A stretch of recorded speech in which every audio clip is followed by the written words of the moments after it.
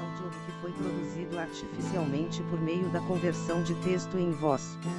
O áudio poderá trazer distorções fônicas por se tratar de uma leitura mecânica.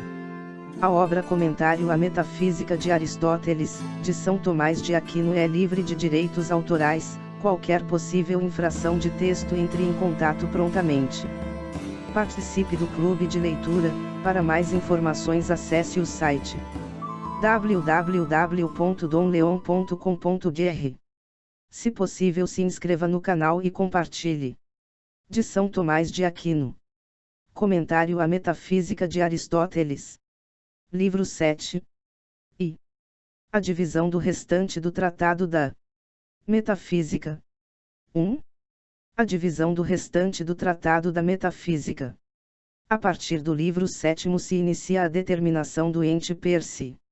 Esse restante da metafísica é dividido em duas partes. Na primeira, se determina do ente, dos livros de 7º a 11. Na segunda, se determina dos primeiros princípios do ente, no livro 12. O ente, livro 7º, 11. Os primeiros princípios do ente, livro 12. Como o ente e o uno se seguem mutuamente, por isso em primeiro lugar, ao tratar do ente, Aristóteles determina do ente, nos livros de 7ª a 9ª e, em segundo lugar, Aristóteles determina do uno, nos livros X e 11. O ente, livro 7º, 8ª, 9ª. O ente, livro 7º, 11. O uno, livros X, 11. Os primeiros princípios do ente, livro 12. O ente per si, que existe fora da alma, pode ser dividido de duas maneiras, conforme foi explicado no livro V. A primeira maneira é segundo a divisão pelos 10 predicamentos ou categorias. A segunda maneira é segundo a divisão em potência e ato. Portanto, a primeira parte deste restante do Tratado da Metafísica estará dividida em duas. Nos livros 7º e 8º se tratará do ente enquanto dividido em 10 predicamentos, e no livro 9º se tratará do ente enquanto dividido pela potência e ato. O ente, livro 7º, 11. O ente, livro 7º/8ª/9. Dividido pelos 10 predicamentos, L 7ª/8ª. Dividido pela potência e ato, L 9ª. O uno, livros X/11. Os primeiros princípios do ente, livro 12. Segunda. Introdução à determinação do ente segundo a divisão em 10 predicamentos. Índice. 1. Para tratar do ente segundo a divisão em 10 predicamentos, basta tratar do predicamento da substância. 2. Que a substância é o primeiro ente. 3. De quantas maneiras vem a se dar que a substância é o primeiro entre todos os entes. Segunda. Introdução à determinação do ente segundo a divisão em 10 predicamentos. 1. Para tratar do ente segundo a divisão em 10 predicamentos, basta tratar do predicamento da substância. Aquilo que é primeiro entre os entes por ser ente de modo simples simpliciter e não segundo algo, demonstra a natureza do ente de maneira suficiente. Ora, a substância é algo assim. Portanto, é suficiente para que se conheça a natureza do ente tratar da substância. Para esclarecer este argumento, devemos primeiramente mostrar com maior clareza que a substância é o primeiro ente. Tendo mostrado então que a substância é o primeiro ente, devemos então mostrar de quantas e quais maneiras isso pode vir a se dar. 2. Que a substância é o primeiro ente. Conforme está explicado no livro V, o ente é dito de múltiplas maneiras. Alguns entes significam aquilo que é este algo, isto é, a substância. Outros significam a qualidade ou a quantidade, ou algum outro dos predicamentos. E o ente sendo dito de tantas maneiras, fica manifesto que, entre todos os entes, o primeiro é aquele que significa a substância. Que a substância seja o primeiro ente pode ser demonstrado do seguinte modo. Aquilo que é per si de modo simples em qualquer gênero é anterior àquilo que é por outro e segundo algo. Ora, a substância é o ente de modo simples e por si mesmo. Todos os demais gêneros além da substância são entes segundo algo e por causa da substância. Portanto, a substância é primeira entre todos os entes. 3 De quantas maneiras vem a se dar que a substância é o primeiro entre todos os entes. Dizer que algo é primeiro entre outros é o mesmo que dizer que este algo é anterior a estes outros. Mas, conforme explicado no livro V, o significado de anterior depende do significado de princípio, porque anterior é dito ser aquilo que é mais próximo a determinado princípio. Ora, o que é comum a todos os princípios, ainda conforme o livro V, é ser o ponto de partida a partir do qual uma coisa é, se gera ou se conhece. Assim, ainda segundo o livro V, como algo é dito anterior por ordenação a algum princípio, a anterioridade, por consequência, pode ser entendida segundo o ser, segundo o conhecimento, ou segundo o movimento e a quantidade. Desta maneira, explicitar de quantas e quais maneiras vem a se dar que a substância é a primeira entre os outros entes é o mesmo que explicar que a substância pode ser primeira entre os demais entes de 3 maneiras. A. Segundo o conhecimento. B. Segundo a definição. C. Segundo o tempo. A substância é primeira entre os predicamentos quanto ao tempo. De fato, nenhum dos demais predicamentos é separável da substância, somente a substância é separável dos demais. Nenhum acidente é encontrado sem a substância, mas alguma substância pode ser encontrada sem acidente. Por causa disso, a substância é anterior pelo tempo. A substância é primeira entre os predicamentos quanto à definição. Que a substância seja a primeira entre os predicamentos quanto à definição, isto fica patente, porque na definição de qualquer acidente importa colocar a definição da substância. Por isto, assim como o animal é anterior, quanto à definição, ao homem, porque a definição de animal é posta na definição de homem, pela mesma razão a substância é anterior, quanto à definição, ao acidente. A substância é primeira entre os predicamentos quanto ao conhecimento. Também fica patente que a substância é anterior aos demais predicamentos na ordem do conhecimento.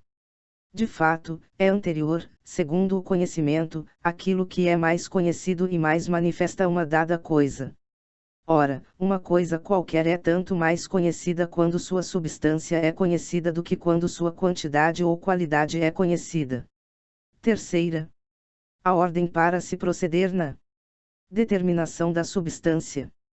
Índice 1. De que modo deve ser tomada a substância a ser determinada na metafísica. 2. A divisão da substância primeira. 3. A forma é mais substância do que a matéria. 4. A forma é mais substância do que o composto. 5. Que os filósofos antigos colocaram somente a matéria ser substância. 6. Comentário de Aristóteles ao raciocínio dos antigos filósofos. 7. O que é a matéria? 8. Demonstra-se o mesmo que anteriormente, mas por via de predicação. 9. É impossível que a matéria seja a substância por excelência. 10. A forma e o composto de matéria e forma são mais substância do que a matéria.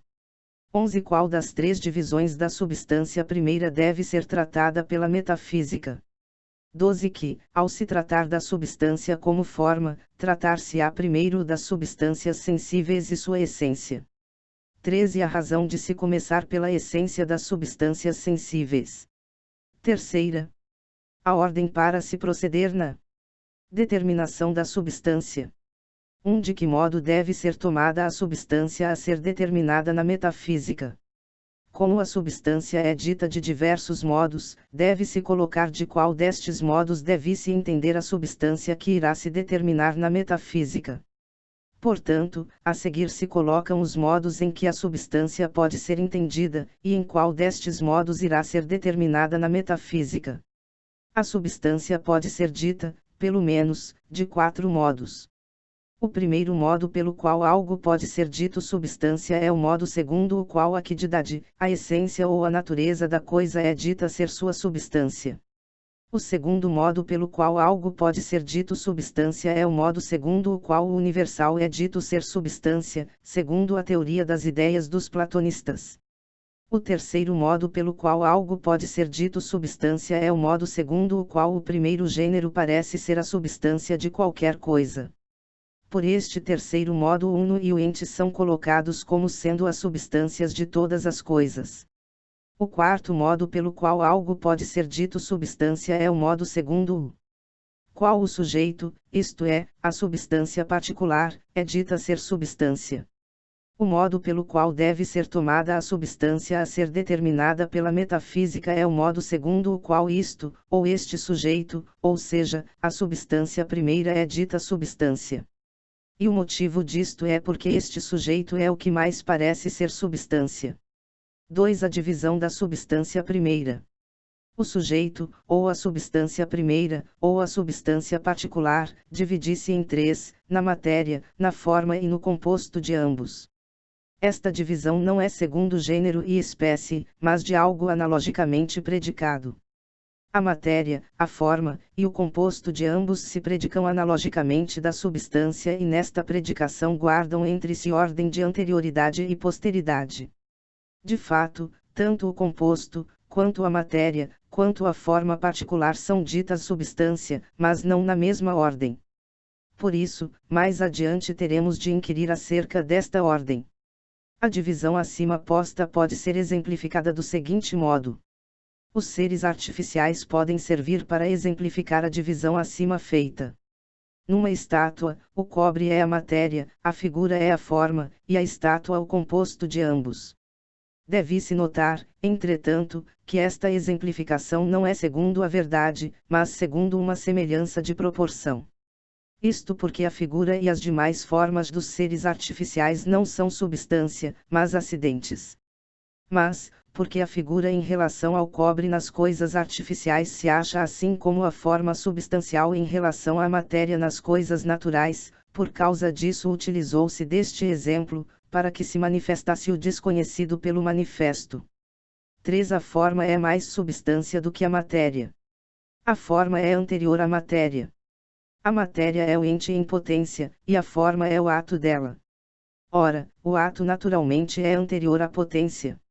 Simplesmente simpliciter falando, o ato é anterior à potência no tempo, porque a potência não pode ser movida ao ato a não ser pelo ente em ato.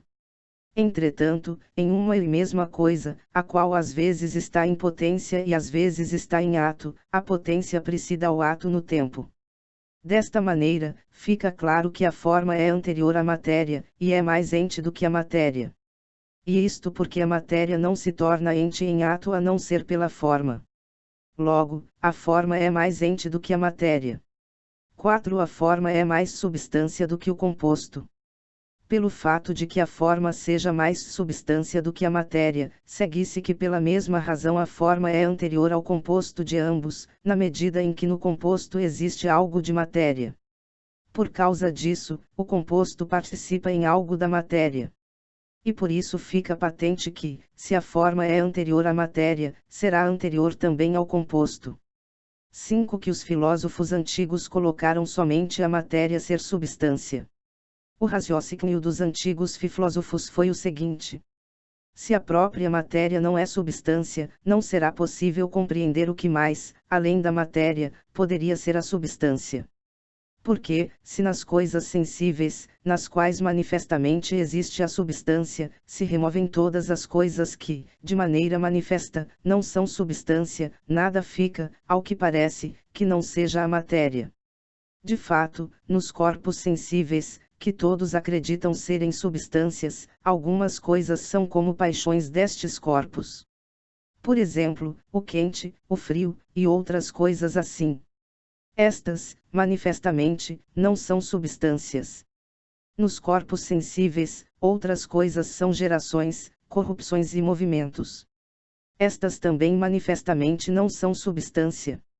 E depois de tudo isso, nos corpos sensíveis são encontradas as dimensões, isto é, a longitude, a latitude e a profundidade, que, sendo quantidades, também não podem ser a substância. A quantidade, manifestamente, não é substância, mas aquilo em que as preditas dimensões estão, como primeiro sujeito delas, é a substância.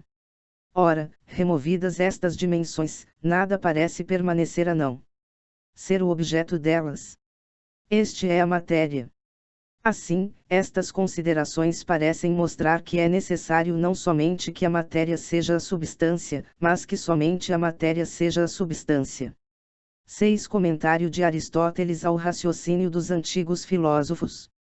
Ao realizarem este raciocínio, os antigos filósofos se enganaram, por ignorarem a forma substancial. Eles não conseguiram alcançar o entendimento da forma substancial, porque o intelecto deles ainda não tinha se elevado àquilo que é suprassensível. A forma substancial, de fato, não é sensível a não ser por acidente. Por causa disso, os antigos filósofos não alcançaram o conhecimento da mesma, para que a soubessem distinguir da matéria. Mas todo o sujeito, que nós colocamos ser composto de matéria e forma, estes filósofos diziam ser a matéria primeira, como o cobre, a água e outros tais.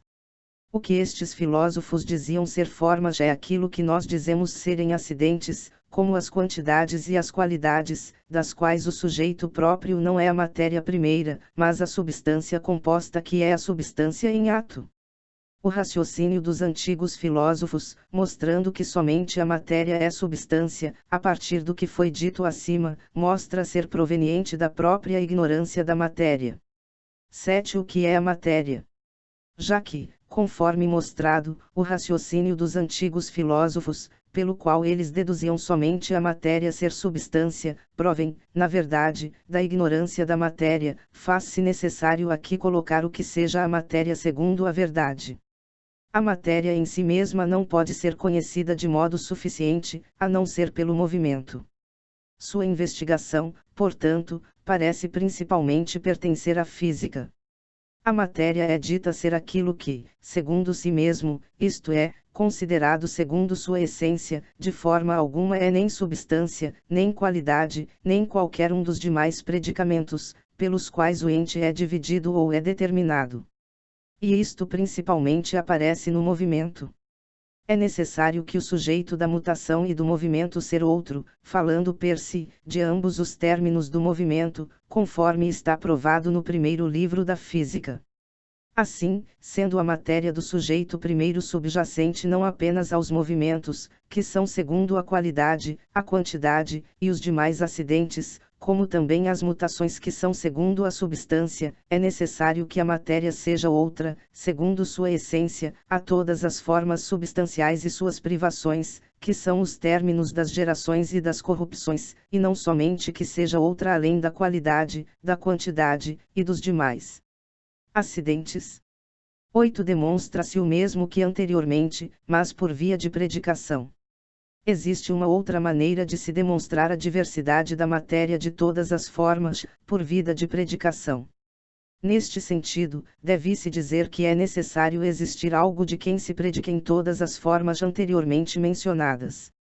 E isto de tal maneira que seja diverso o ser deste sujeito, do qual todas as formas anteriormente mencionadas se predicam, e cada uma destas formas anteriormente mencionadas que deste sujeito se predicam. Esta diversidade deve ser entendida segundo a quidade e a essência. Para se entender o que acabou de ser colocado, deve-se colocar que existem dois modos diferentes de predicação. Existem dois tipos de predicação, a predicação unívoca e a predicação denominativa. A predicação unívoca é aquela segundo a qual o gênero é predicado da espécie, na definição das quais espécies o gênero é colocado.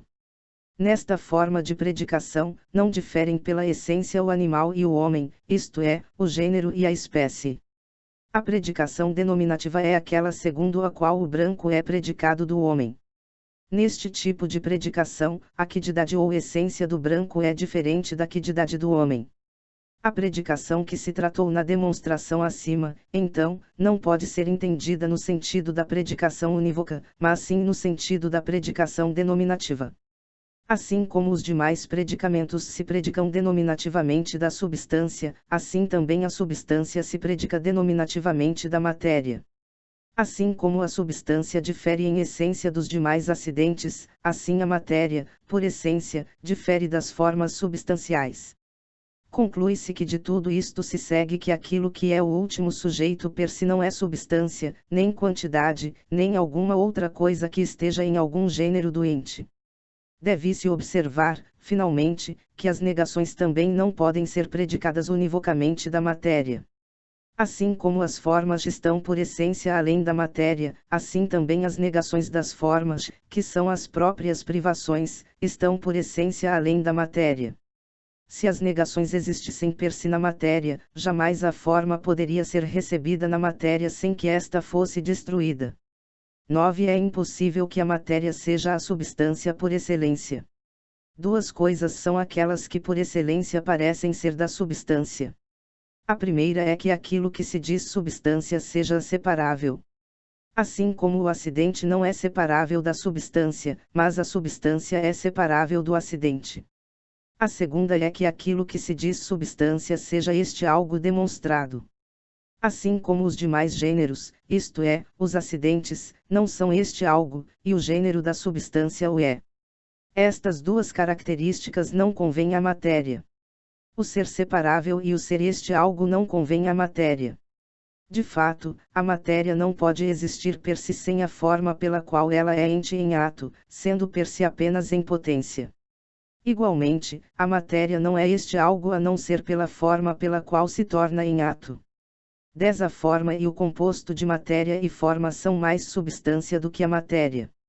A argumentação precedente mostra também que a forma e o composto de matéria e forma são mais substância do que a matéria. Quanto ao composto, isso acontece porque ele é separável, e é este algo.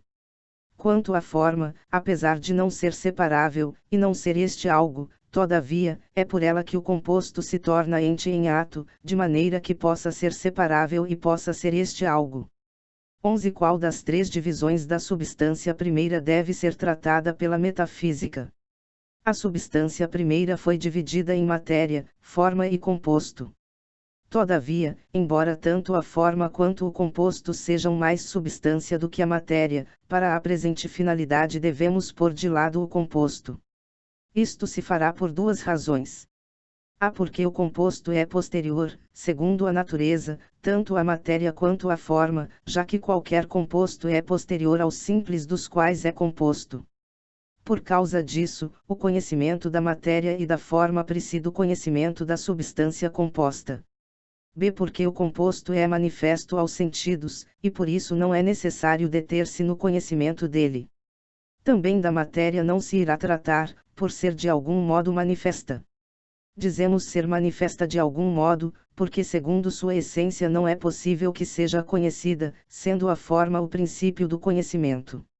A matéria é conhecida por uma certa semelhança de proporção. Assim como as formas sensíveis se acham em relação às formas artificiais, assim a matéria primeira se acha em relação às formas sensíveis. Por causa disso é que se diz no livro I da Física que a matéria é conhecida segundo uma analogia.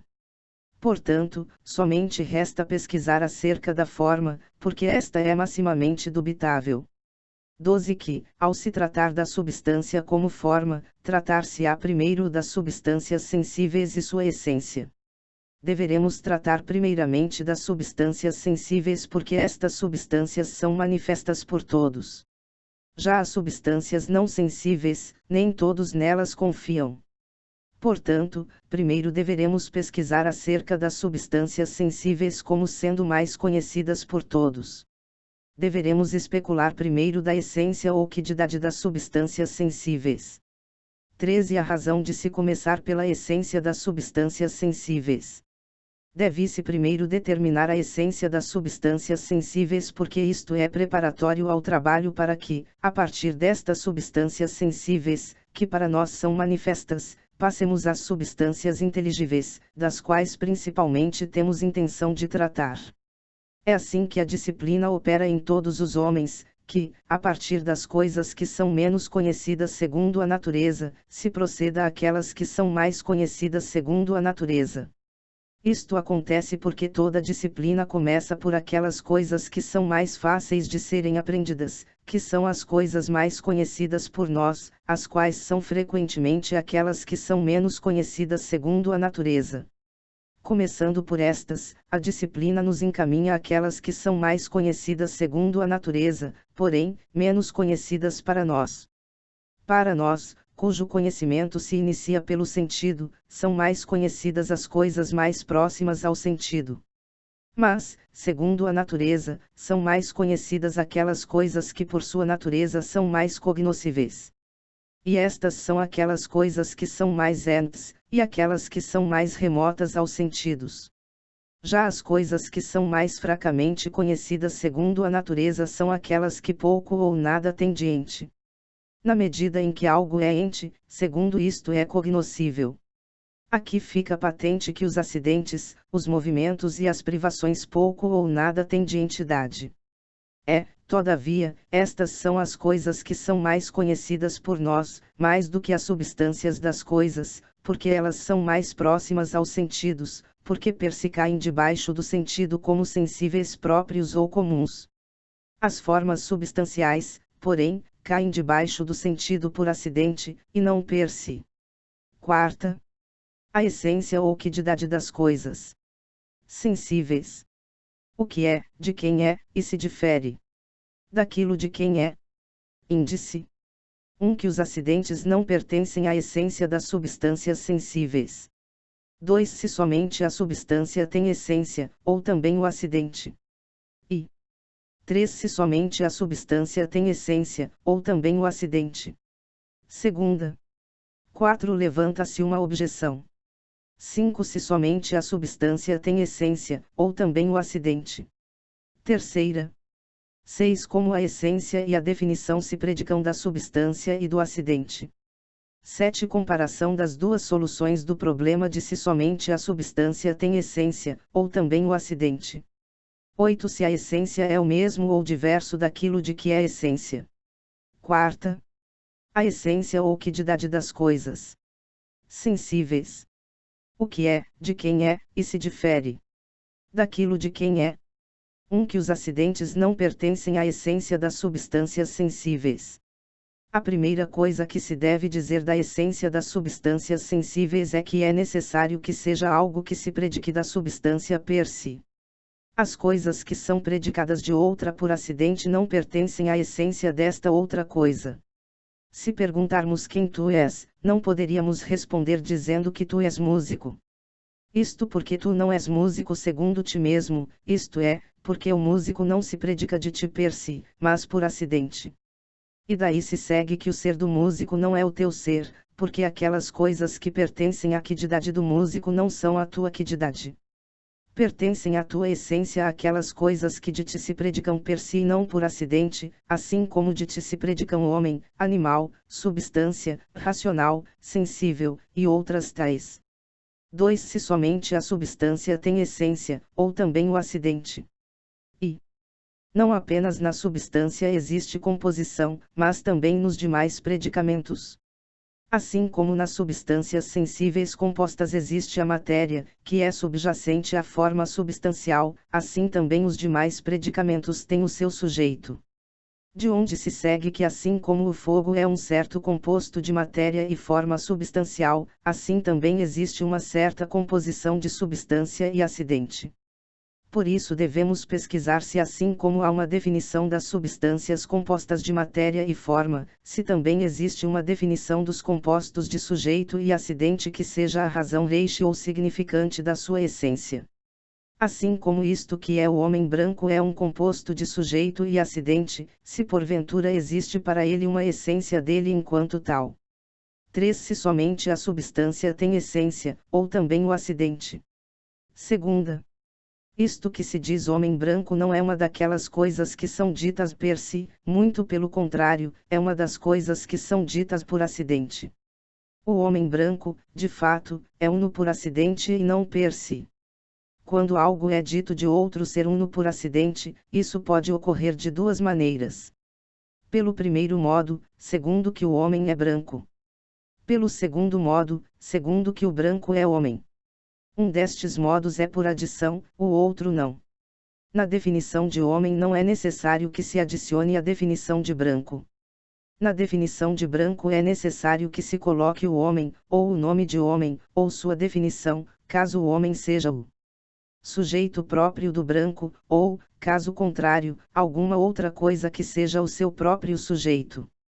Assim fica patente que, se o branco tivesse uma essência e definição, não teria outra do que aquela que é a essência e definição do homem branco, porque, como na definição do acidente se coloca o sujeito, é necessário que deste modo se defina o branco, assim como o homem branco, conforme explicado. Assim fica claro que o branco não tem essência, mas somente aquilo do qual ele é predicado, a saber, o homem, ou o homem branco. Portanto, a partir do predito, segue-se que a essência não é a não ser daquilo que é algo, seja este algo de modo total, ou seja, o composto, como o homem branco, seja não de modo total, como o homem. Já o branco não significa um algo, mas uma qualidade. 4. Levanta-se uma objeção. Alguém poderia objetar que, assim como se encontram algumas razões racionais dos nomes que significam a substância, assim são encontradas razões para os nomes que significam acidentes. A essência não é de todas aquelas coisas que têm uma razão para notificar o seu nome, mas somente daquelas cuja razão é uma definição.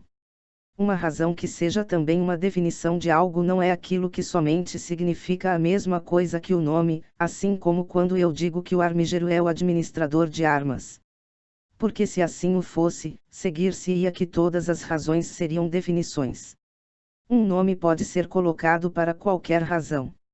Nem por isto segue-se, todavia, que estas razões sejam definições. Fica patente, portanto, que não é qualquer razão significante o mesmo com o nome que seja a sua definição, mas somente será definição se for razão de algo primeiro salam est definitio se for italicoius primi, isto é, se significar algo dito per si. De fato, ser primeiro na predicação é aquilo que é predicado per si. Tais, isto é, os primeiros, são todos aqueles que se predicam per si, e não como o branco é predicado do homem. O animal é predicado do homem per si. Da mesma forma, racional é predicado per si do animal. Por cito, quando digo animal racional, isto é a definição de homem. 5. Se somente a substância tem essência, ou também o acidente. Terceira. Segundo a primeira solução do problema, a essência e definição não pertencem aos acidentes, mas às substâncias.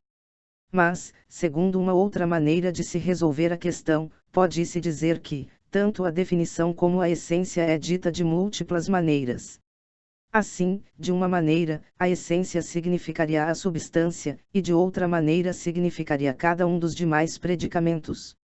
Assim como o ente se predica de todos os predicamentos, não semelhantemente, mas primeiro da substância e posteriormente dos demais predicamentos, assim também a essência, simplesmente falando simpliciter, convém à substância e aos demais predicamentos de outro modo, isto é, segundo algo que, de alguma maneira, aos demais predicamentos convém uma essência, fica patente, por causa disto, que em cada predicamento algo é respondido à questão sobre o que ele seja.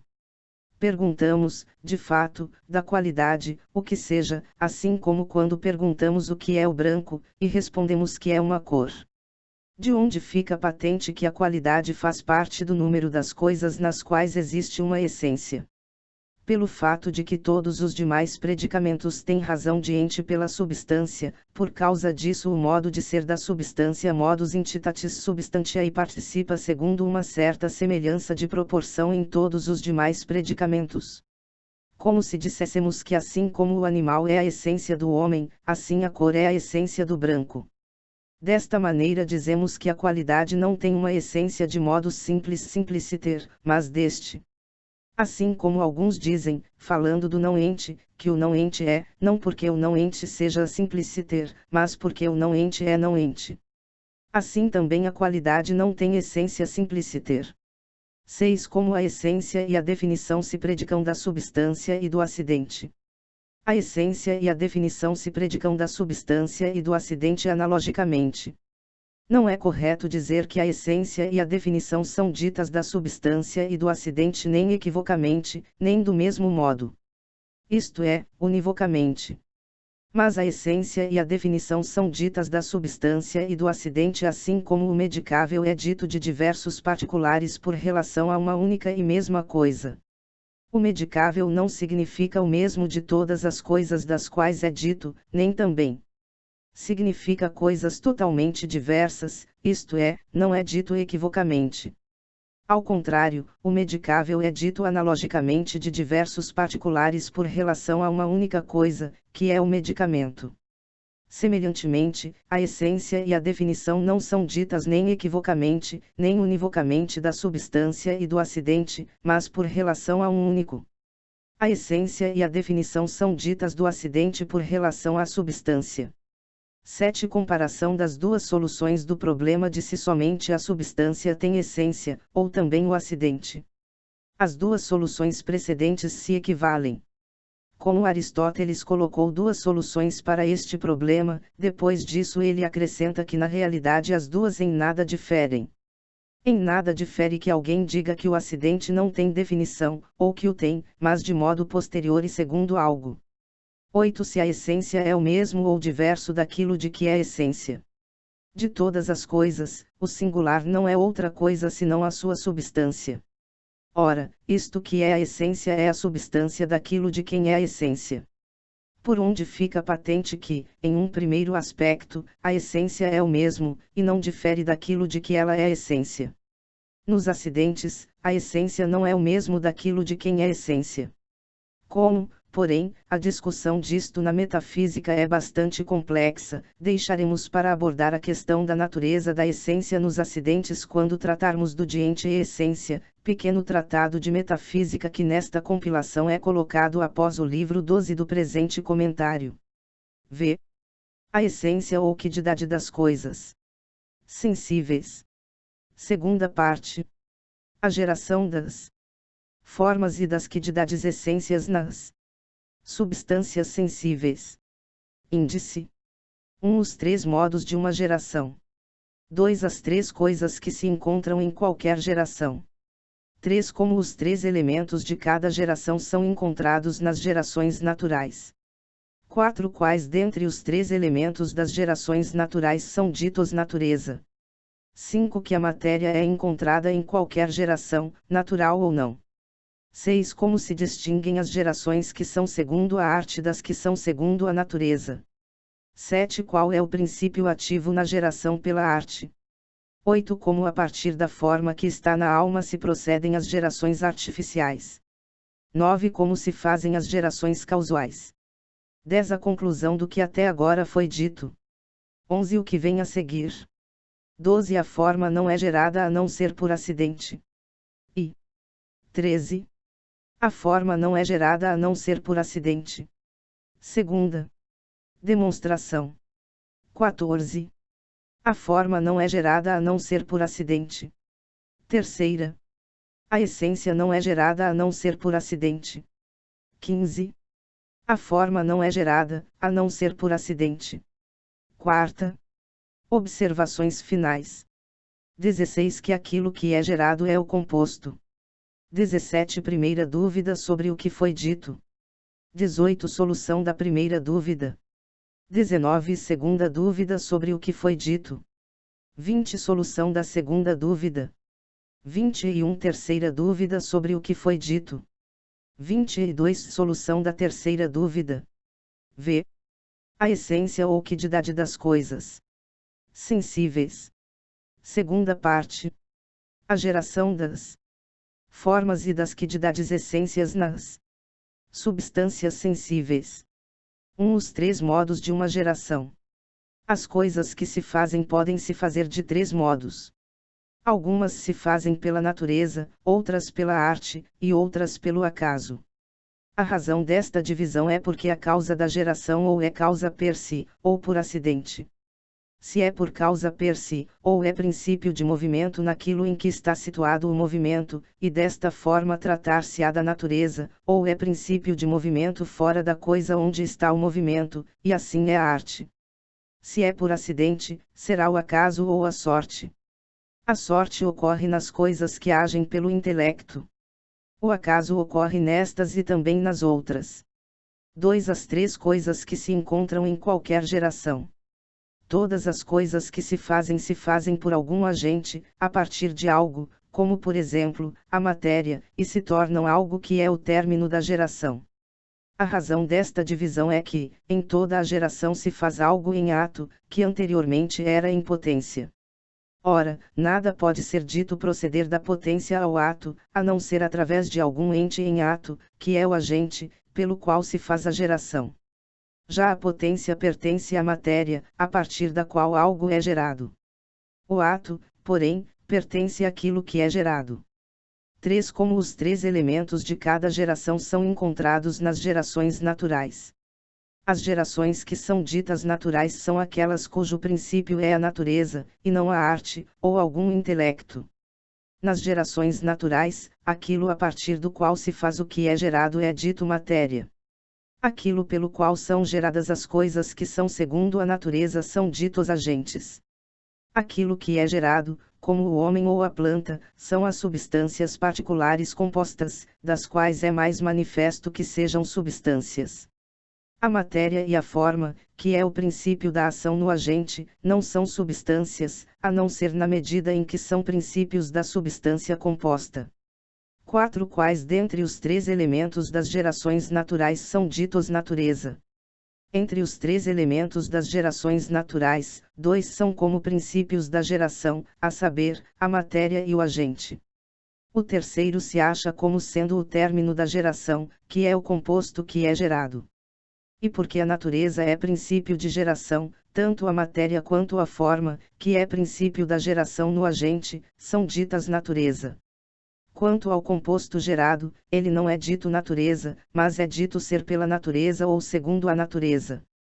Pode-se apresentar uma exposição mais exaustiva deste assunto considerando que, universalmente falando, qualquer um dos três preditos elementos das gerações naturais são ditos natureza. O princípio a partir do qual ocorre a geração natural, a saber, a matéria, é dito natureza. É por causa dela que as gerações dos corpos simples são ditas naturais, ainda que o princípio ativo das gerações destes corpos lhes seja extrínseco. Porque a natureza é princípio intrínseco, na qual existe aptidão natural a uma tal forma, e é por este princípio que tais gerações são ditas naturais. A forma do ser gerado é dita ser natureza, assim como a planta ou o animal. Isto porque a geração natural é aquilo cujo fim é a natureza.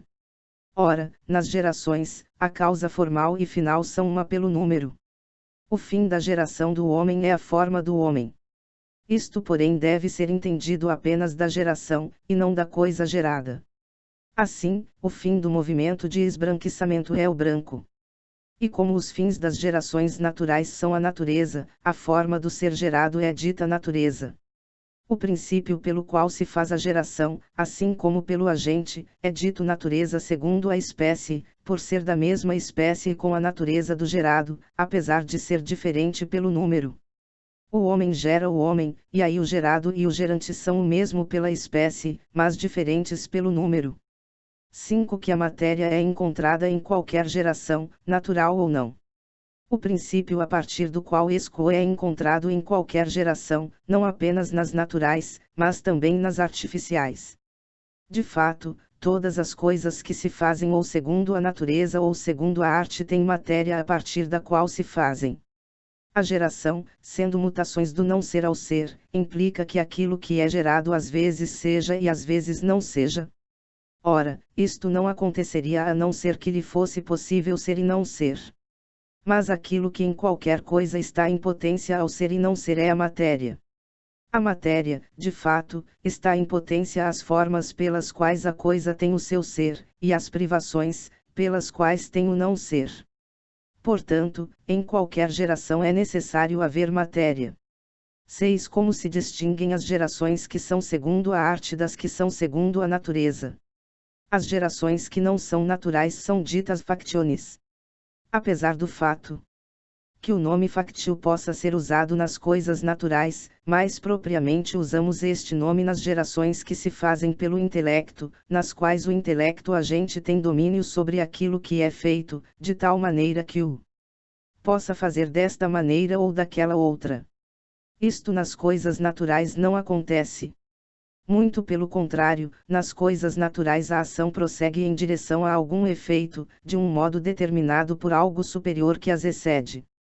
7. Qual é o princípio ativo na geração pela arte? São ditas gerarem-se pela arte as coisas cujas formas factivas estão na alma. Esta forma factiva é a essência da coisa feita pela arte quando pronta. Por exemplo, a essência da casa, quando feita a casa. Isto é assim porque da forma que está na nossa alma procede a forma que está na matéria nas coisas artificiais. Já nas coisas naturais se dá o inverso. Esta forma que está na alma difere da forma que está na matéria.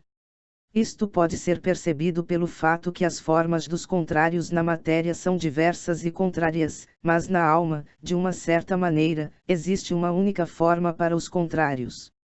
Isto ocorre porque as formas na matéria são por causa do ser da coisa formada. Já as formas que estão na alma são segundo o modo do cognoscível e inteligível. O ser de um contrário é removido pelo ser do outro. Mas o conhecimento de um oposto não é removido pelo conhecimento do outro, antes, é mais ajudado. Por onde se evidencia que as formas dos opostos na alma não são opostas. A saúde que está na alma é, de fato, uma certa razão pela qual é conhecida a saúde e a enfermidade. E consiste no conhecimento de ambos. 8. Como a partir da forma que está na alma se procedem as gerações artificiais. Como a saúde que está na alma é o princípio da saúde que se faz pela arte, devemos dizer que a saúde se faz na matéria por algo inteligente que a saúde é isto.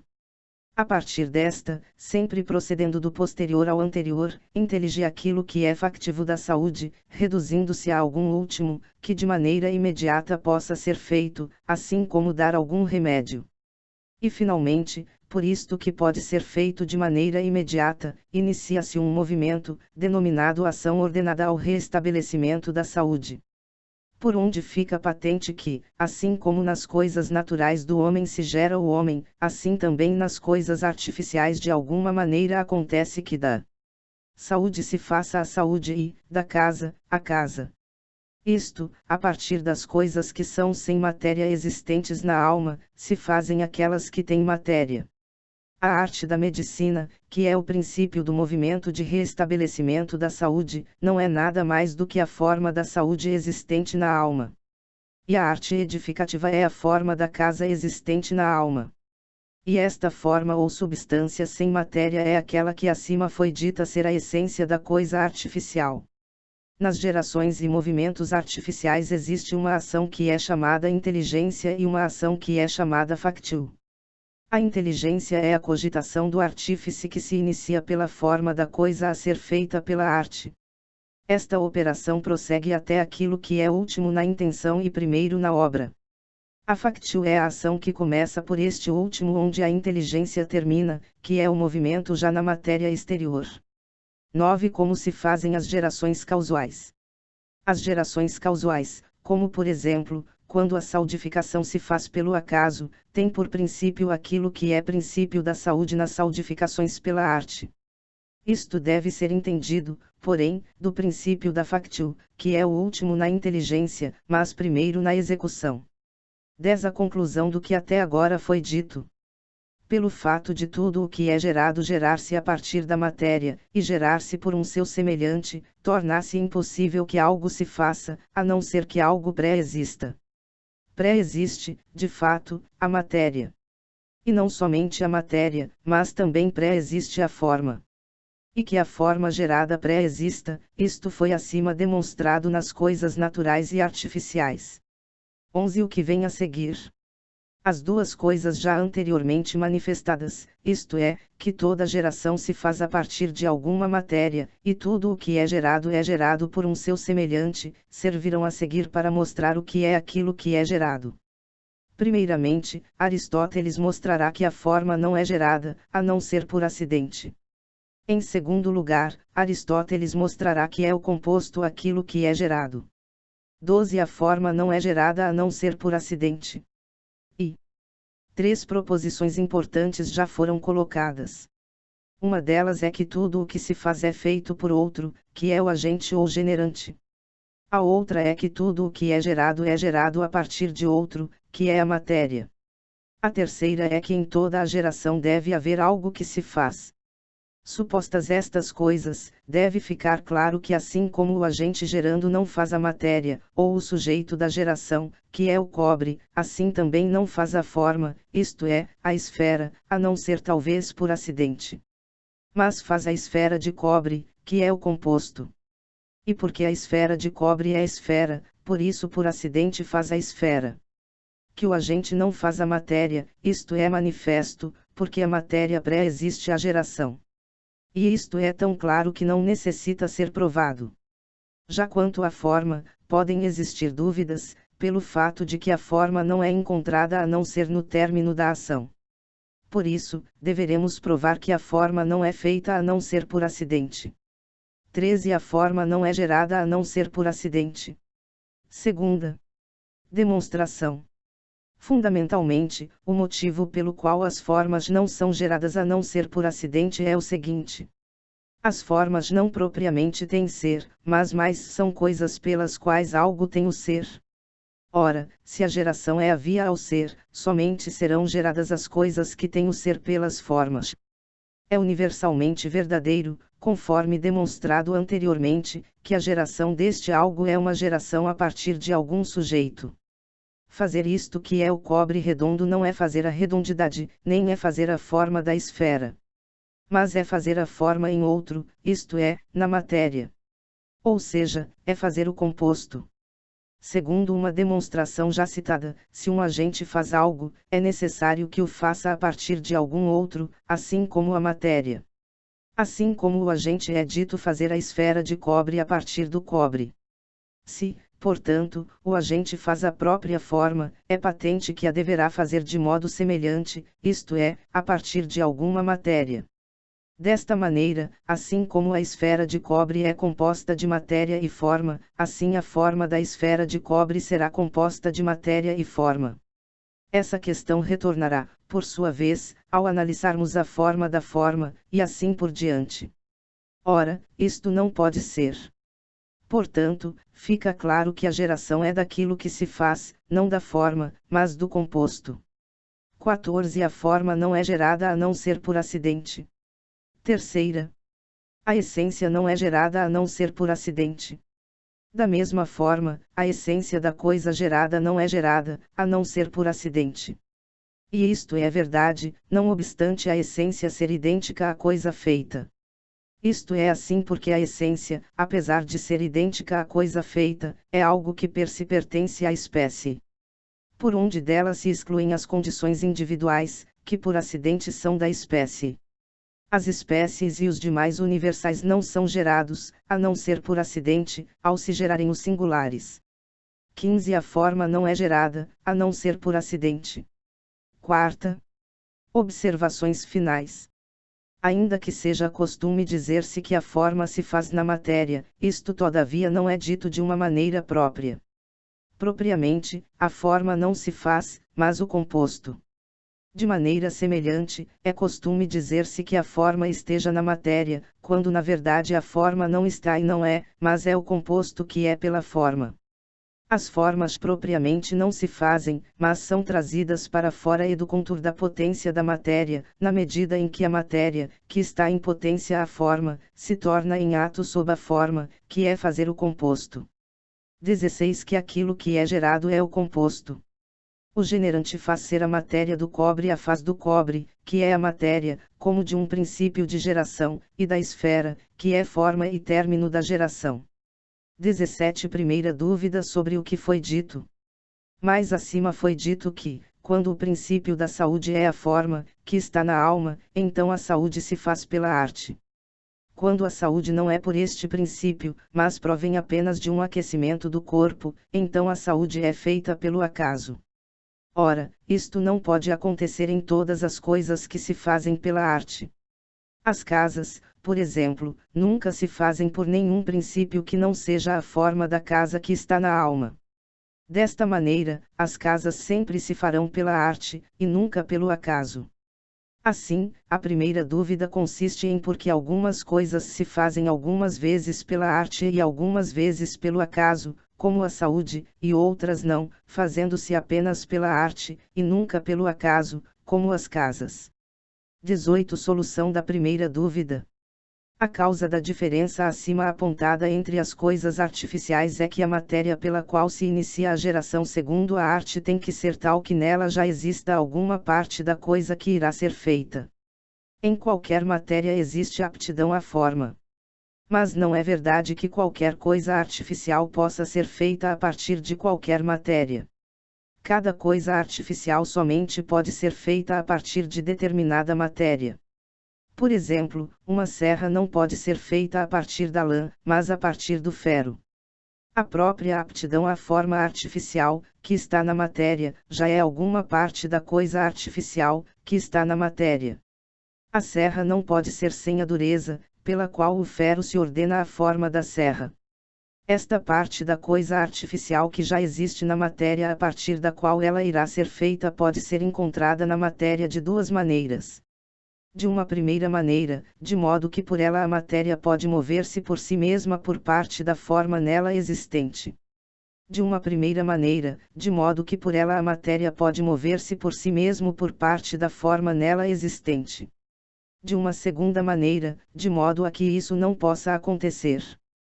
Por exemplo, no corpo humano, que é a matéria da saúde, existe uma virtude ativa pela qual o corpo pode sanar a si mesmo. Nas pedras e na madeira, porém, não existe nenhuma virtude ativa pela qual a matéria possa ser movida à forma da casa. E nos casos em que a matéria possa mover-se por parte da forma, que nela já existe, a forma da coisa artificial pronta, isto ainda pode dar-se de dois outros modos. De um primeiro modo, a matéria poderá mover-se por um princípio intrínseco, que é a parte acima referida, assim como seria movida pela arte, como ocorre no processo de recuperação da saúde. De um segundo modo, a matéria não poderá mover-se por este princípio intrínseco do mesmo modo como seria movida pela arte, ainda que, de algum modo, por este princípio intrínseco possa ser movida. Por exemplo, existem muitas coisas que podem mover-se a si mesmas, mas não assim como se moveriam pela arte, como é patente no caso da dança.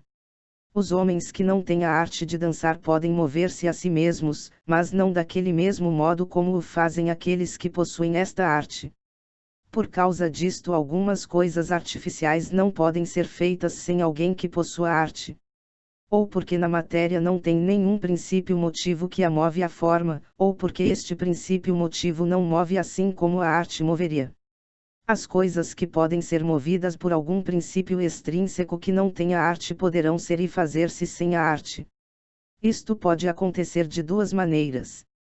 Pelo primeiro modo, na medida em que podem mover-se por algum princípio extrínseco que não tenha a arte, assim como aquilo que não possui a arte de plantar, também pode plantar uma árvore.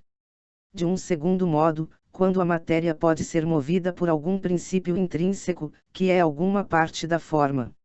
19. Segunda dúvida sobre o que foi dito. Tudo o que é gerado pelo semelhante segundo a espécie. Isto não se dá do mesmo modo em todas as coisas. Portanto, a dúvida que se coloca consiste em esclarecer como de diversas maneiras isso se dá em diversas coisas. 20. Solução da segunda dúvida. Tudo o que é gerado por outro, ou é gerado per si, ou é gerado pelo outro por acidente. O que é gerado por outro por acidente não é gerado por ele enquanto tal. Daí que não é necessário que no generante exista semelhança com o gerado. Mas o generante per si gera o gerado enquanto tal.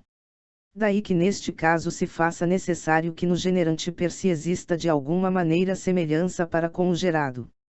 A semelhança do generante per si com o gerado pode dar-se de três maneiras. A. Pela primeira maneira, quando a forma do gerado preside no generante segundo o mesmo modo de ser e por semelhante matéria. Como exemplo, o fogo gera o fogo, o homem gera o homem. Esta geração é completamente unívoca. B.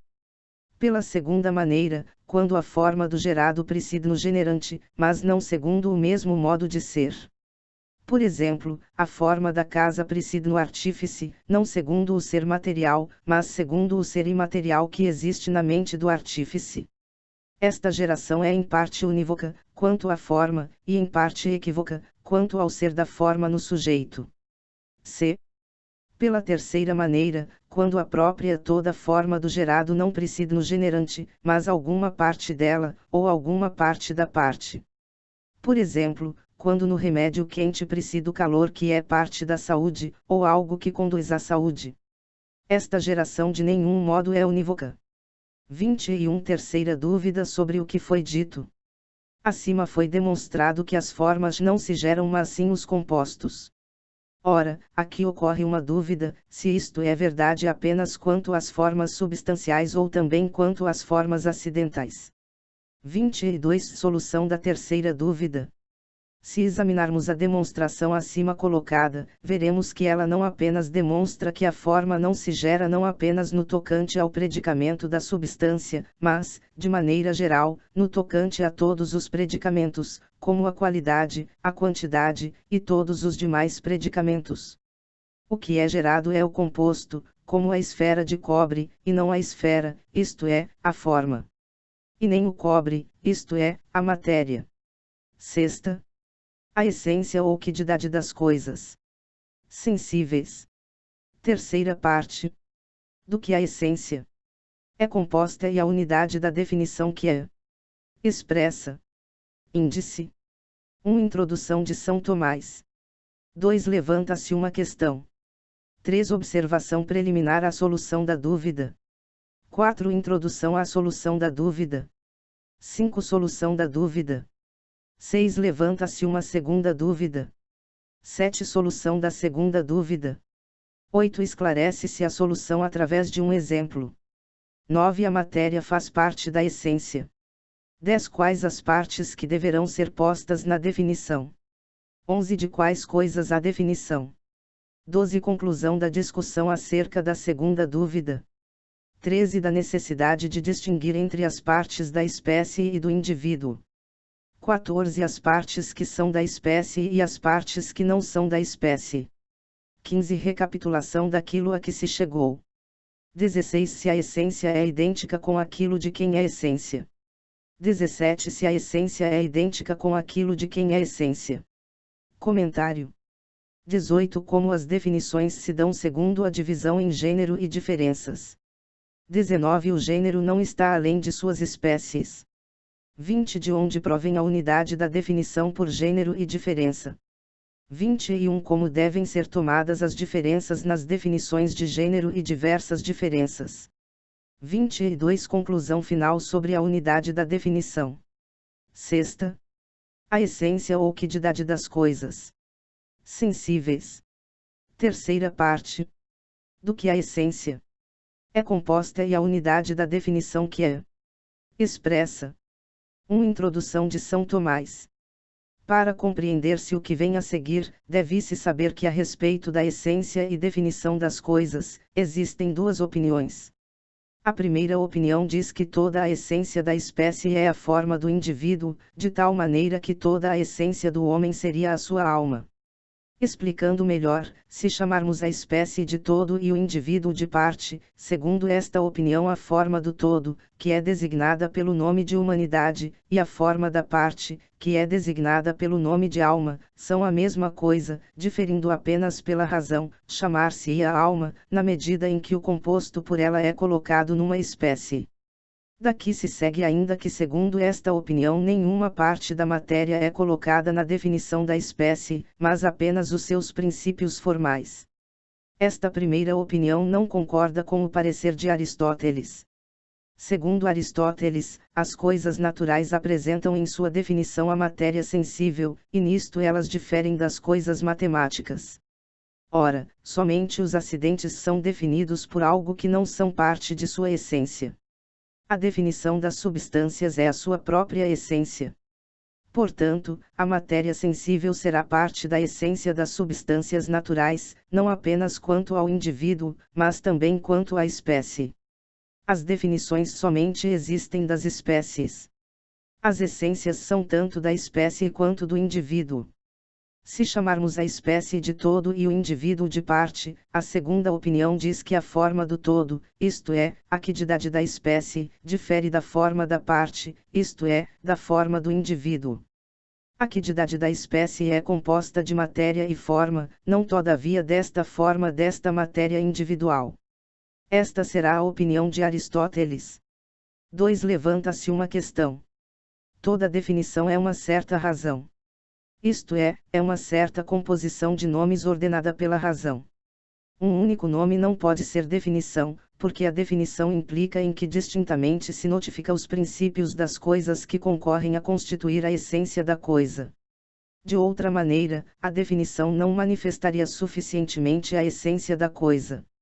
Assim, uma palavra não pode ser definição, mas pode ser manifestativa do seguinte modo, pelo que o nome menos conhecido seja manifestado pelo mais conhecido. Mas toda razão tem que ter parte, porque é alguma oração composta e não um simples nome. Por causa disso, coloca-se a dúvida, se deve colocar na definição do todo a razão das partes. Esta dúvida provém também do fato de que em algumas razões do todo parece que se colocam as razões das partes, e em outras não. Por exemplo, na definição do círculo não se colocam as definições das partes separadas do círculo, como o semicírculo e a quarta parte do círculo. Já a definição das sílabas contém em si a definição dos elementos, isto é, das letras.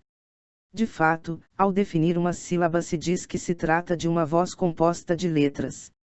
Desta maneira, na definição da sílaba se coloca a letra, e por consequência a sua definição, porque sempre podemos usar a definição em lugar do nome. Entretanto, isso não ocorre com o círculo, não obstante ele seja dividido em partes, assim como a sílaba em letras. 3. Observação preliminar à solução da dúvida. Para compreender o que virá abaixo, deve-se saber que em São Tomás e Aristóteles o termo espécie designa duas coisas distintas. Às vezes espécie é sinônimo de forma. Outras vezes por espécie se entende a essência. Nesta segunda acepção, espécie é a essência completa de um ente. A definição perfeita procura demarcar com exatidão o conceito de espécie assim entendido. O conceito de espécie distingue-se do conceito de gênero em que esta, omitindo a diferença específica, manifesta a essência só de um modo conceitualmente indeterminado, ao passo que o conceito de espécie, formado de gênero e diferença, apresenta a essência total. As diferenças entre os indivíduos, compreendidos sob a mesma espécie, referem-se somente a caracteres não essenciais, ao passo que espécies diversas se diferenciam por formas substanciais diversas. É claro que, enquanto nos mantivermos neste conceito rigoroso de espécie, somente será possível na prática determinar com certeza um número reduzido de espécies. Na maioria das vezes em que se usa deste termo correntemente, o conceito de espécie é largamente arbitrário, o classificador incluindo nelas as notas características que ele considera essenciais para o fim imediato que tem em mira. Branger. 4. Introdução à solução da dúvida.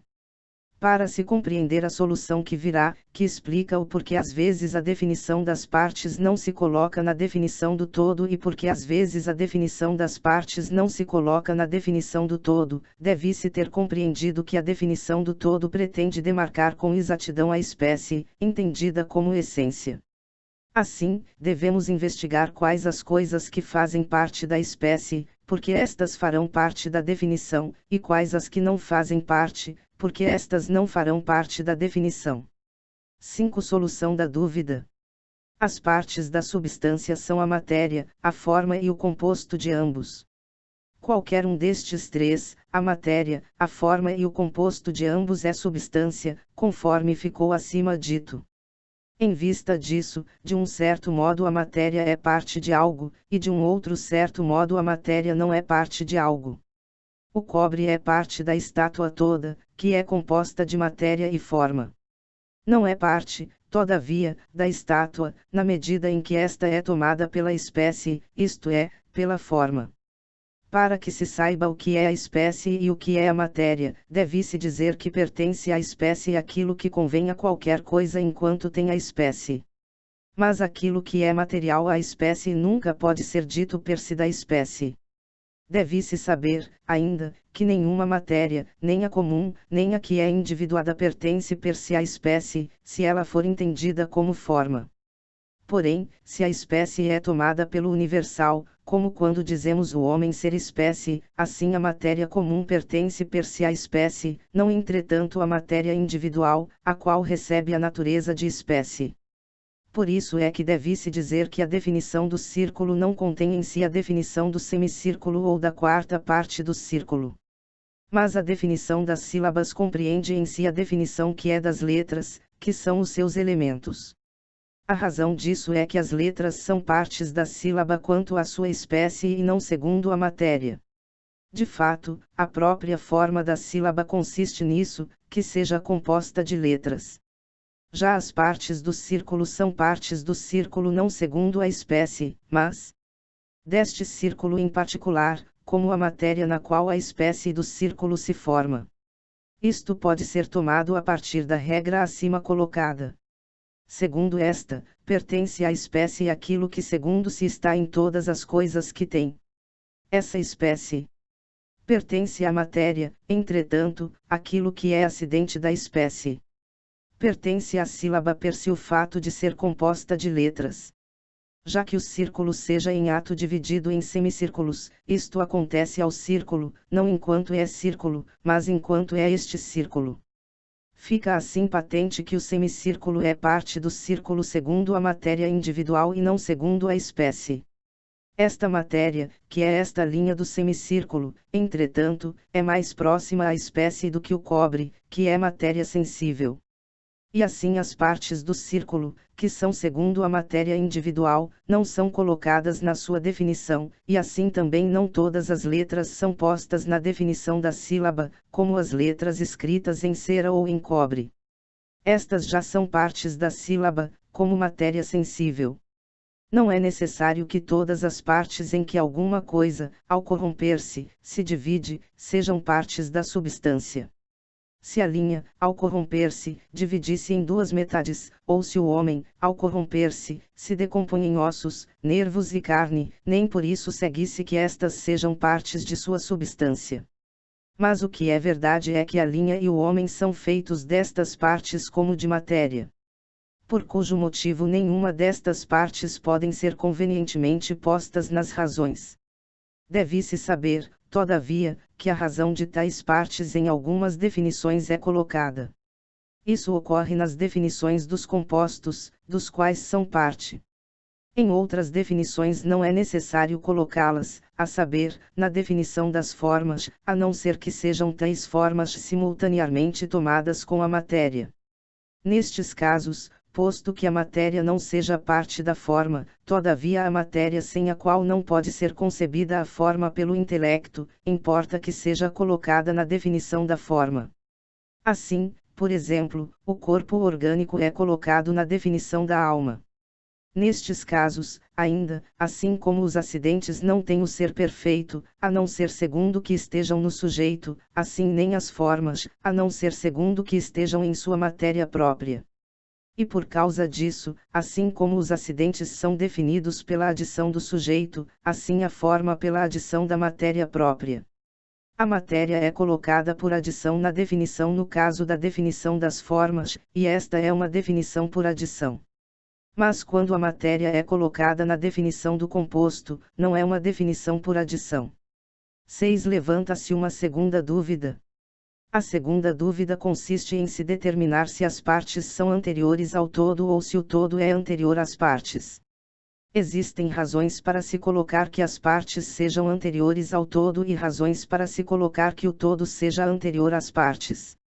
A razão pela qual as partes seriam anteriores ao todo é a seguinte. Todas as partes parecem ser anteriores ao todo, assim como o simples é anterior ao composto. Assim, o ângulo agudo é parte do ângulo reto, porque o ângulo reto é dividido em dois ou mais ângulos agudos. Assim também o dedo é parte do homem.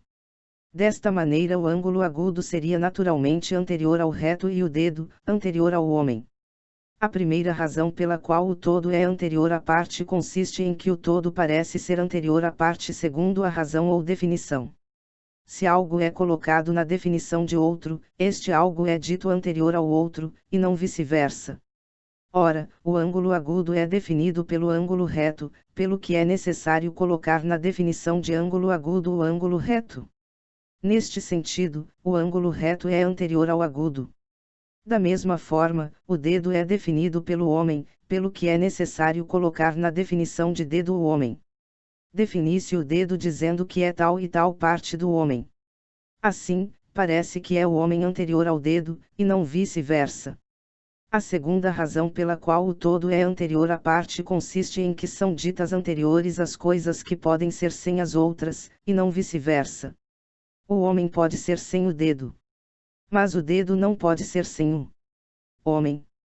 Isto porque o dedo cortado, ou morto, não é dito dedo a não ser equivocamente, como o dedo esculpido ou pintado. Desta maneira, o homem é anterior ao dedo. Pela mesma razão, o ângulo reto é anterior ao agudo. 7. Solução da segunda dúvida.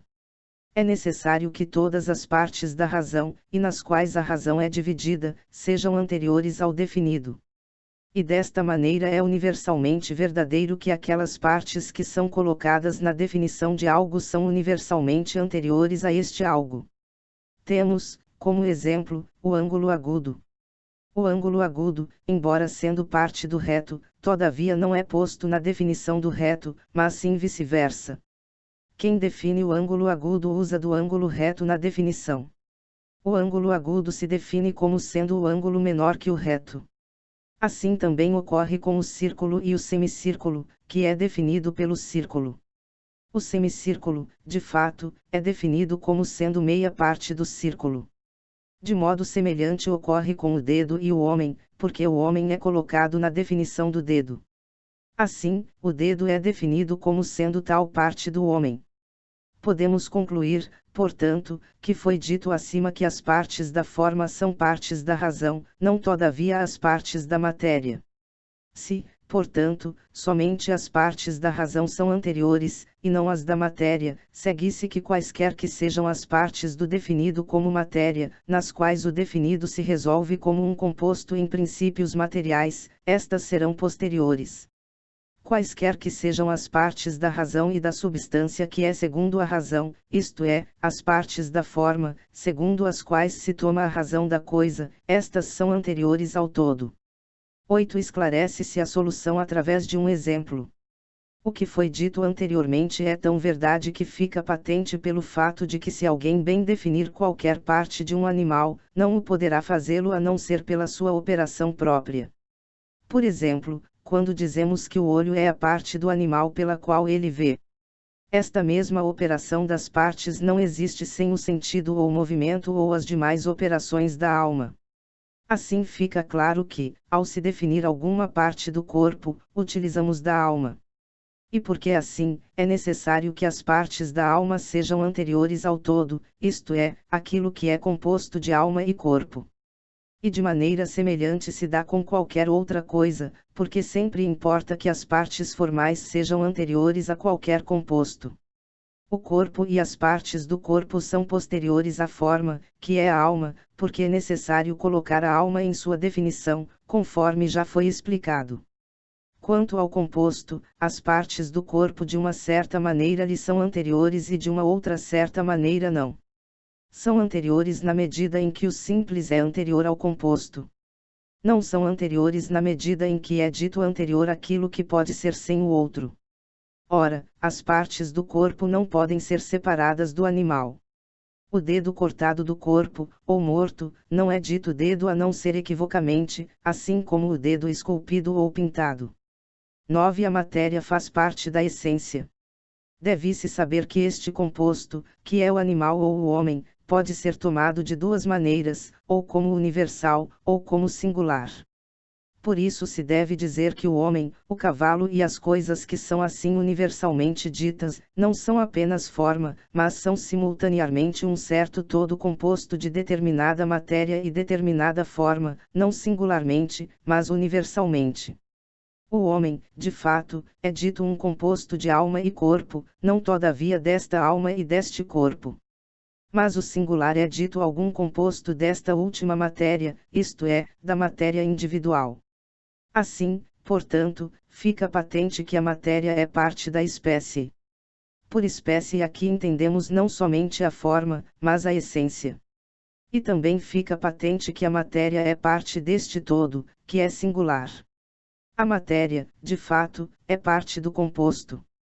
O composto é tanto universal como singular.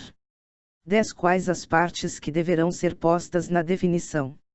Tendo sido mostrado quais partes são da espécie e quais são do indivíduo, porque a matéria tomada em comum é parte da espécie e esta matéria determinada é parte do indivíduo, fica manifesto que somente serão partes da razão aquelas que são partes da espécie. Não são, todavia, partes da razão aquelas que são partes do indivíduo.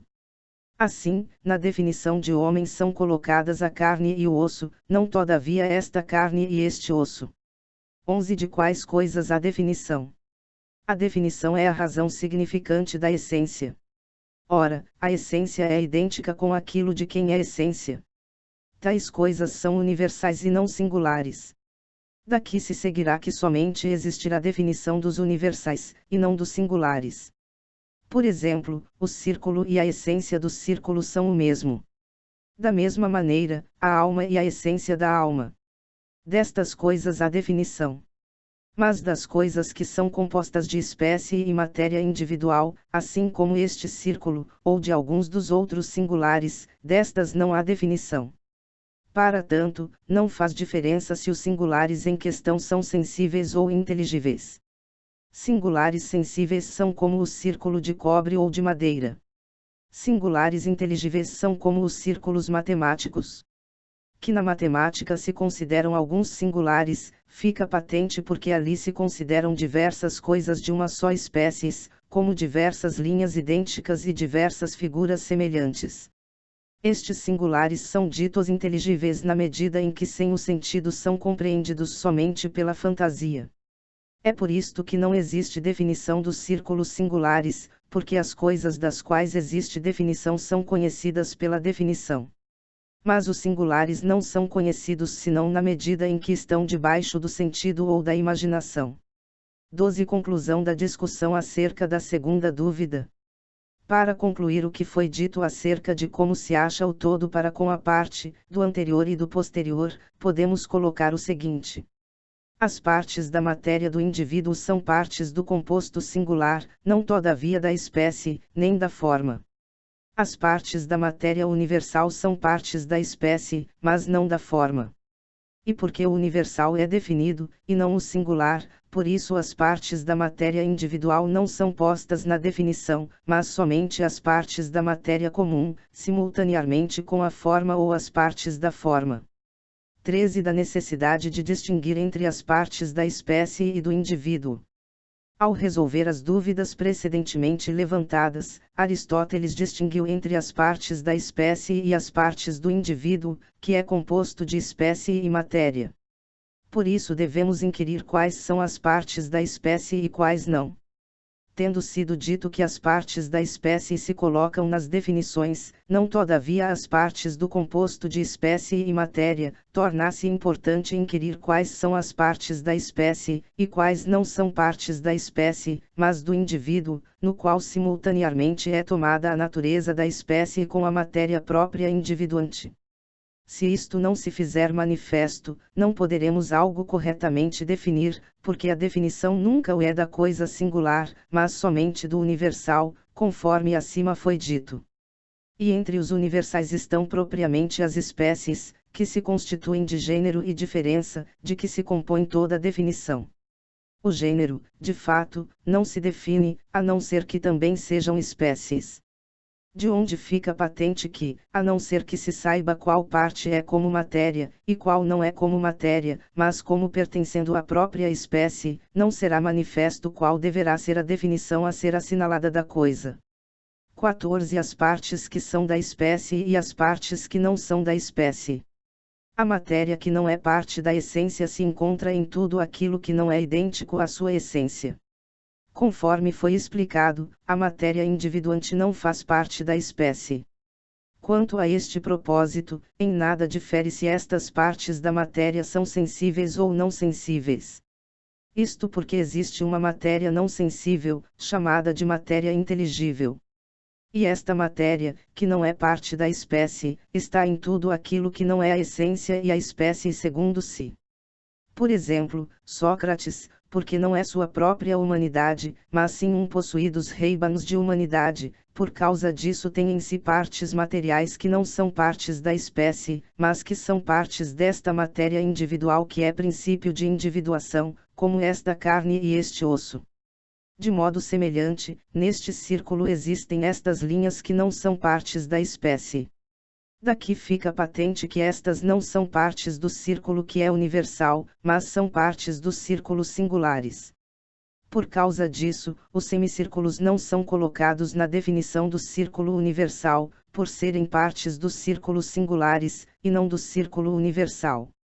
Se houvesse algum indivíduo que fosse a sua própria espécie, assim como se Sócrates fosse a sua própria humanidade, não haveria em Sócrates parte alguma que não fosse parte de sua humanidade. 15 Recapitulação daquilo a que se chegou. Está dito o que é a essência, e como a essência é predicada de todas as coisas, e que é predicada segundo si. Também está dito porque de algumas coisas a razão significante da essência contém em si partes do definido, assim como a definição das sílabas contém as letras, enquanto de algumas outras coisas a razão significante da essência não contém em si partes do definido, assim como a definição do círculo não contém os semicírculos. Também está dito que na razão das formas não se colocam as partes que são partes da substância como matéria, porque estas não são partes da forma, mas de todo o composto. Também está dito que de alguma maneira existe definição do composto, e de alguma outra maneira não. Se o composto é tomado com a matéria individual, não haverá definição para ele, porque os singulares não se definem. Mas o composto tomado em espécie, não segundo o indivíduo, este é definido.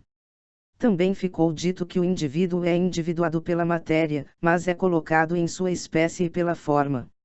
O homem não é homem porque tem carne e osso, mas porque tem uma alma racional na carne e ossos.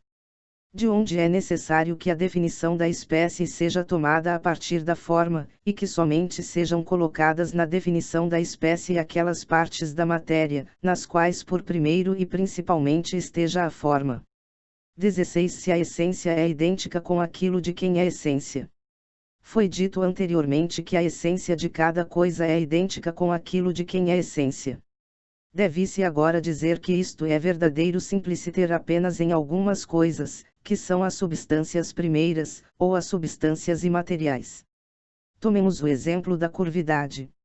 A curvidade parece ser forma na matéria, não na matéria sensível, mas na inteligível, que é o próprio contínuo. Existe, porém, uma certa curvidade primeira, assim como a curvidade que está nas espécies segundo os platônicos, em quais espécies de modo comum é verdadeiro que qualquer coisa é idêntica com a sua essência. A outra curvidade que está nas coisas sensíveis ou nas matemáticas não é primeira. De onde se segue que não é idêntica com a sua essência.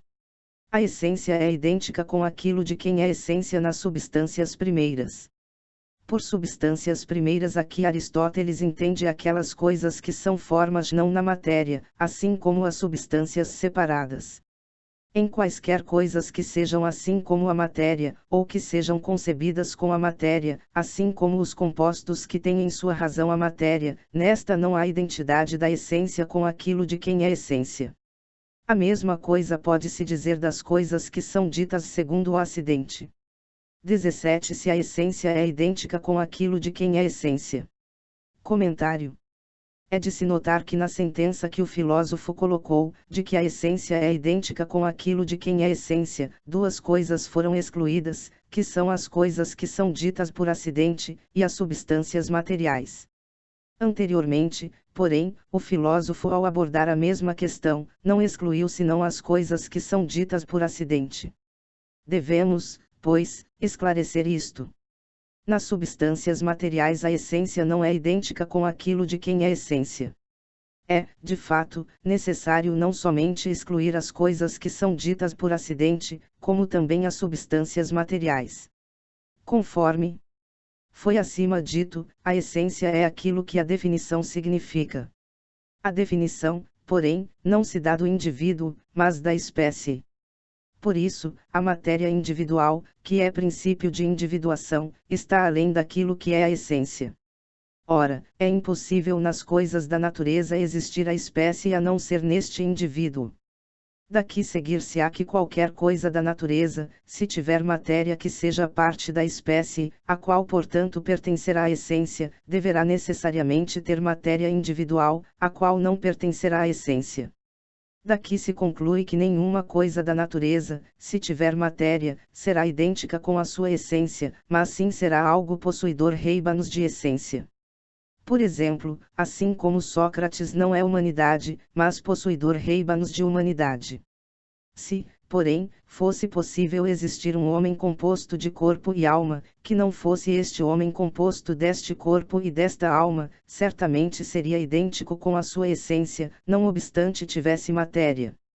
Posto que um homem além dos singulares não existe nas coisas da natureza, todavia existe na razão que pertence à consideração lógica. É por isso que anteriormente, aonde de modo lógico considerou-se acerca da essência, Aristóteles não excluiu as substâncias materiais, mas antes afirmou que nelas a essência seria idêntica com aquilo de quem é essência. De fato, o homem em comum é idêntico com a sua essência, logicamente falando. Agora, porém, depois que já descemos aos princípios naturais, que são a matéria e a forma, e mostramos como de diversas maneiras se comparam quanto ao universal e ao particular que subsiste na natureza, devemos excluir daquilo que se disse ser idêntica à essência com aquilo de quem é a essência, as substâncias materiais existentes nas coisas naturais. Permanece, entretanto, que aquelas substâncias que são formas subsistentes não têm algo pelo qual sejam individuadas que esteja além da razão da coisa ou da espécie significante à essência. Por isso, nestas coisas, é verdadeiro de modo simpliciter que qualquer uma delas é a sua essência. 18. Como as definições se dão segundo a divisão em gênero e diferenças. Para que se investigue a unidade da definição é necessário primeiramente que se compreenda como as definições se dão segundo a divisão em gênero e diferenças. São definições verdadeiras aquelas nas quais não existe nada mais do que o primeiro gênero e suas diferenças. Às vezes são dadas algumas definições por alguns acidentes, ou por algumas propriedades, ou também por algumas causas extrínsecas, as quais não significam a substância da coisa. Estas definições não vêm aqui ao propósito, porque aqui estamos tratando das definições para que se possa investigar as substâncias das coisas. Conforme foi dito, as definições verdadeiras nada mais são do que o gênero primeiro e suas diferenças. Isto é verdadeiro mesmo quando nas definições não é colocado o gênero primeiro explicitamente, mas algum gênero intermediário.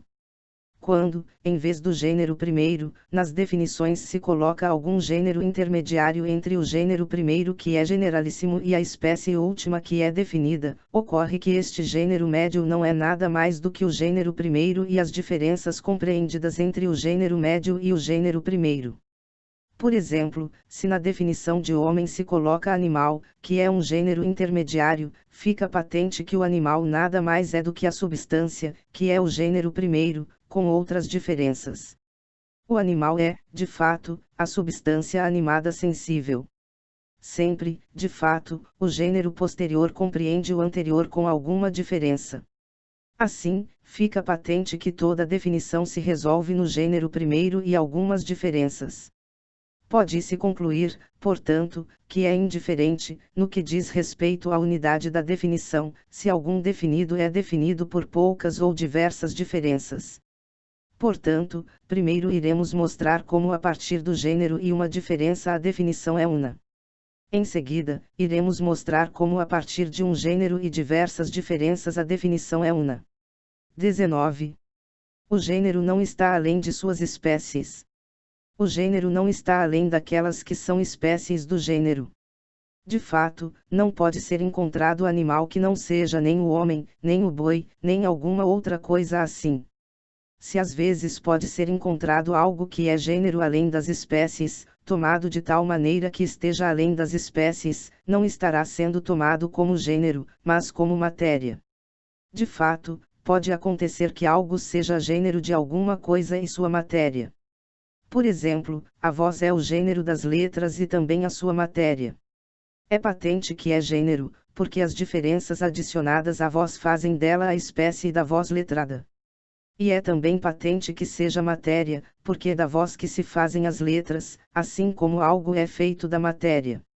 Deve-se saber, entretanto, que, posto que neste caso a mesma letra segundo o nome possa ser gênero e matéria, não todavia a mesma letra tomada do mesmo modo. A matéria, de fato, é parte integral da coisa, e por isso não pode ser predicada da coisa. Assim, não poderá ser dito que o homem seja carne e osso. Já o gênero é predicado da espécie. De onde se segue que de algum modo significa o todo. Muitos exemplos podem ser dados.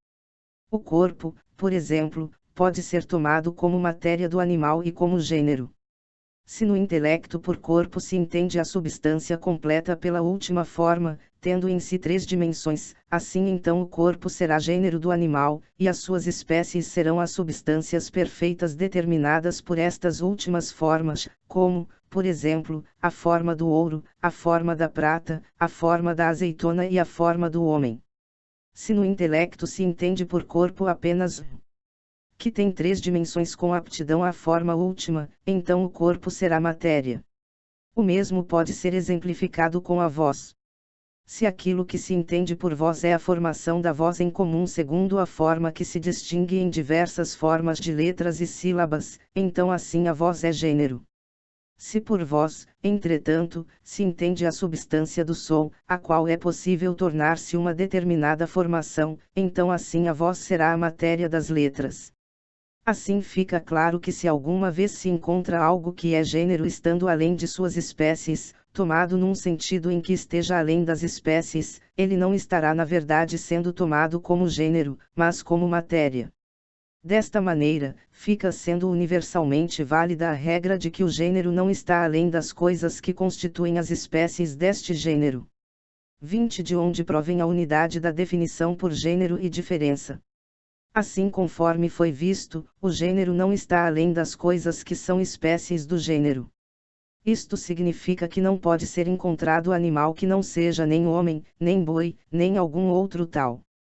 Daqui fica desta maneira patente que a voz, na medida em que é gênero, não pode existir sem as espécies. Não pode haver som formado, sem que tenha alguma determinada forma desta ou daquela letra.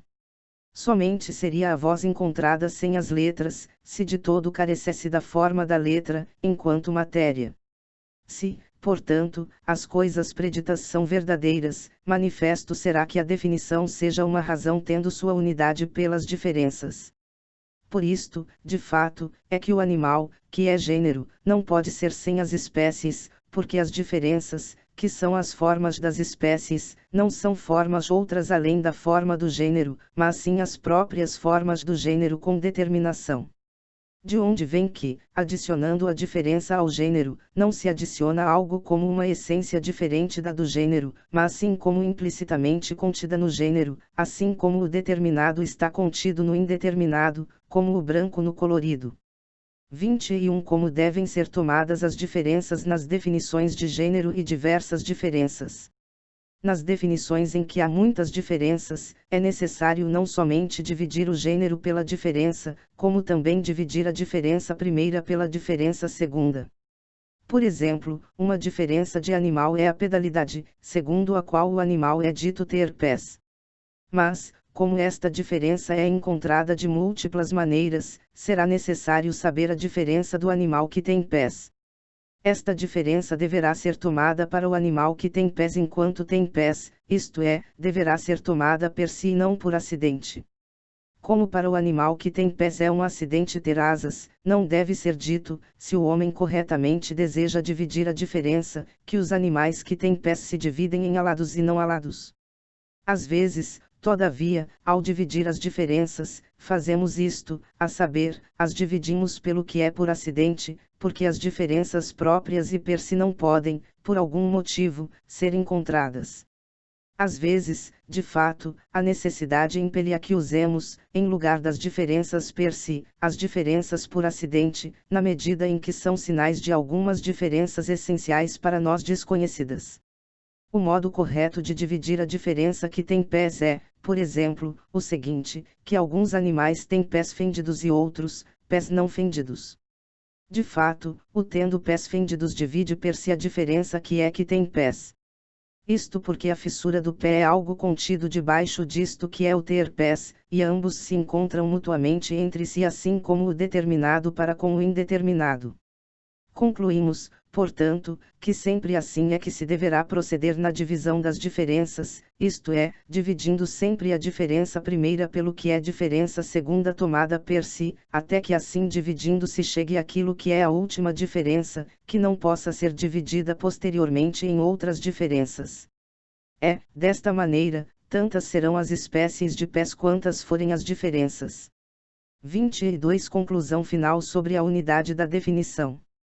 É evidente, por tudo o que foi dito, que embora na definição se coloque o gênero e a diferença, todavia a definição é razão apenas pela diferença, porque o gênero não está além das diferenças, conforme foi explicado.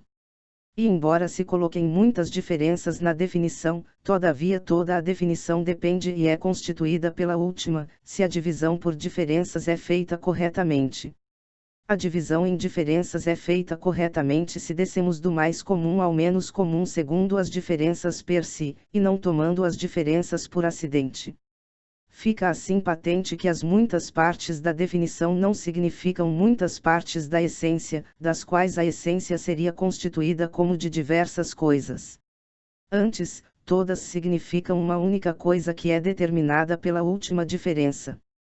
É patente, também, a partir disto, que de qualquer espécie existe apenas uma única forma substancial. Por exemplo, para o leão existe uma única forma pela qual ele é substância, e corpo animado, e animal, e leão.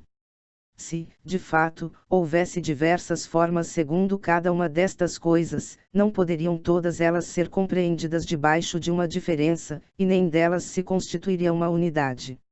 7. Os universais.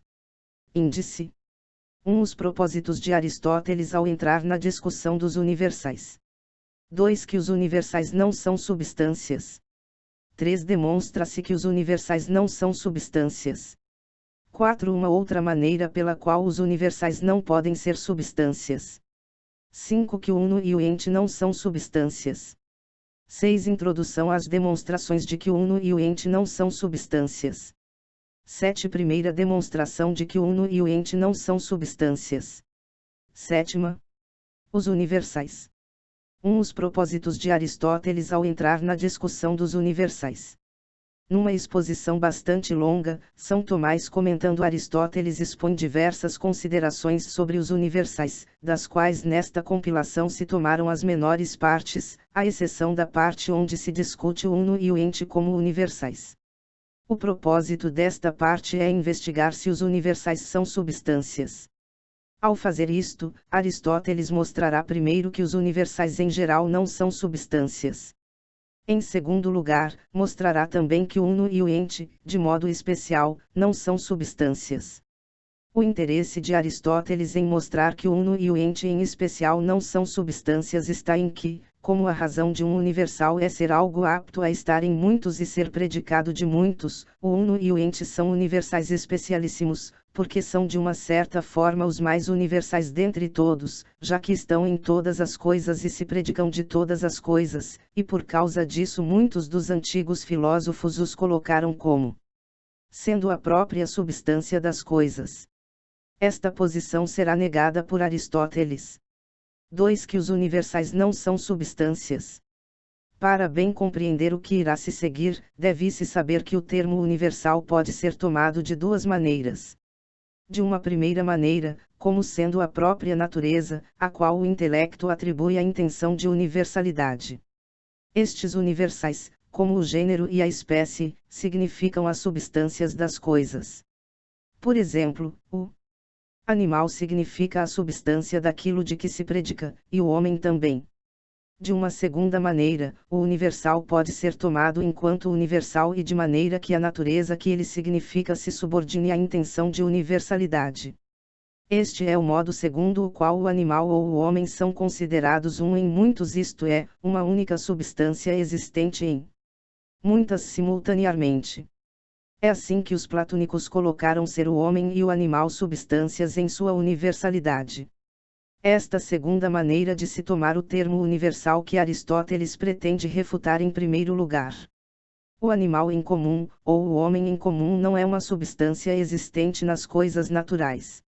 Esta comunidade tem a forma de animal ou de homem apenas na medida em que está no intelecto, que toma uma forma como sendo de muitos em comum, na medida que a abstrai de todos os individuantes. 3. Demonstra-se que os universais não são substâncias.